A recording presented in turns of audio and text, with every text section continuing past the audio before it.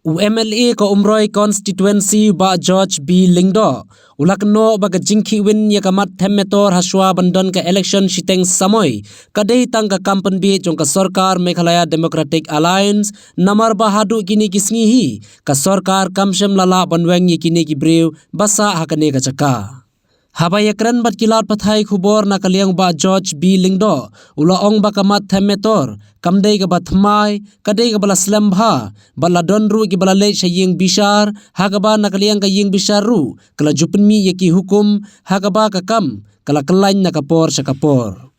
Uloong ru ke ei ka bayas ngau hakini ki banai baladem kalong baga sarkar kala thedu ya kani ka jaka na ka hima menlim henrei ka taru ka klem shai bha namar bahadu mentahi layo i bakini ki brew kidang don barsong sa hakani ka jaka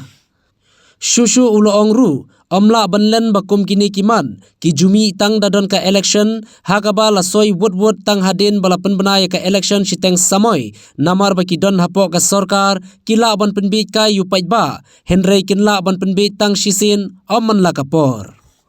Pika ke isu jo thamator kamdei ka bra thamai te ka dei hi ka isu ka bala slamba wa do kapor parek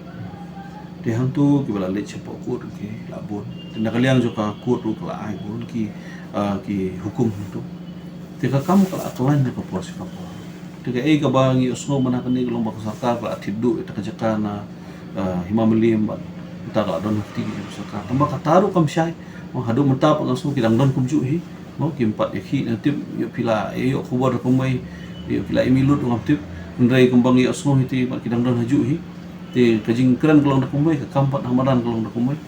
te adu mentah hiru ngi bagi dang seir sa hi gitu ki basa tu nomor itu pulit ki dang pen apsa tu hi mo kalalong penban kajing pendik penban ya pai ba hakali kawan te ha baide ban pensiong sengai tu jakaro pala te banweng ki rum la te ngam tip syu ki mut kumnu ke ma to kopor ki on si banai nei